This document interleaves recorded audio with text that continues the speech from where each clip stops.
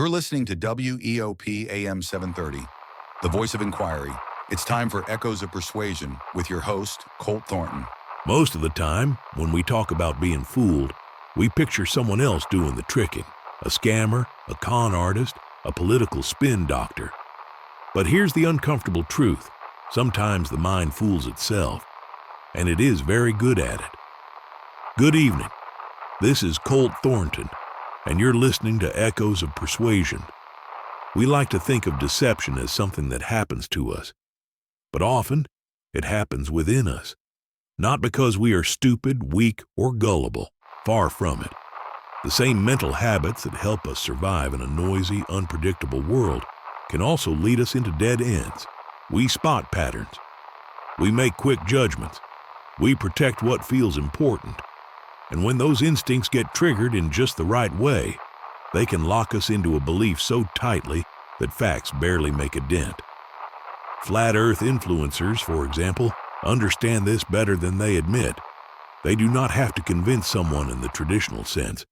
All they need to do is feed what already feels true and let the mind do the rest. They speak to emotion first, then dress it up in logic.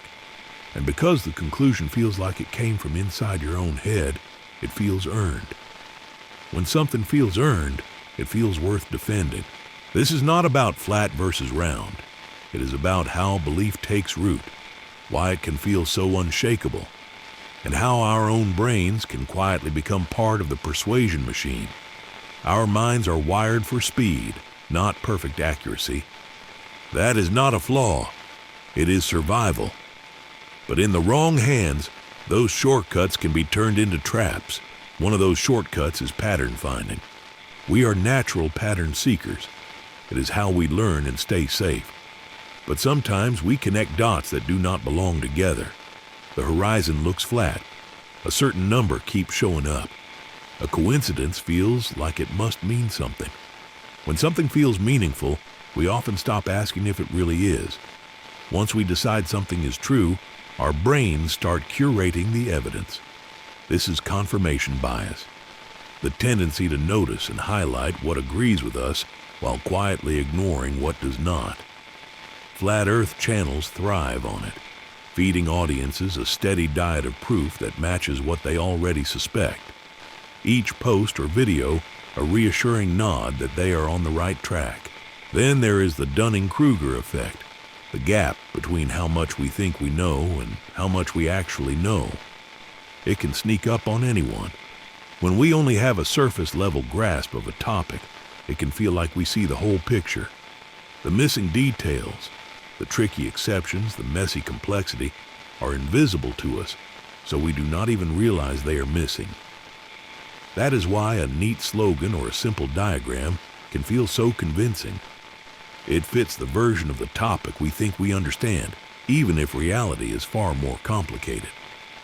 And perhaps the most quietly dangerous, the illusory truth effect. Say something often enough and it starts to sound true, even when it is not. Inside an echo chamber, repetition is not just common. It is the point.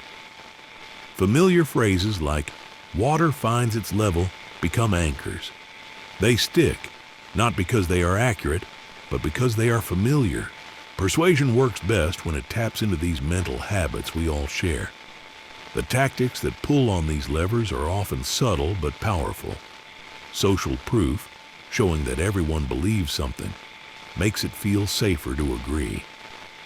Identity fusion, blending belief with self-worth, makes doubt feel like betrayal. The illusion of mastery, simplifying complexity into neat diagrams or slogans, creates a satisfying sense of understanding. And rejecting outside authority in advance turns scientists, journalists, or educators into untrustworthy outsiders before they can even speak. This is why certain narratives feel like they stick, no matter how many counter-arguments are offered. They are not winning because the evidence is stronger. They are winning because the message is built to match the way the human brain naturally works. That is why this matters. None of us are immune to these shortcuts. They are not signs of weakness. They are part of how we think, decide, and make sense of the world. The danger comes when someone knows how to pull those levers and uses them to lock us into an idea, whether it is true or not. The more we recognize those levers, in the media we consume, in the arguments we hear, and even in our own thinking, the harder they are to pull without our noticing. And the moment we notice, we start to reclaim control over what we believe and why.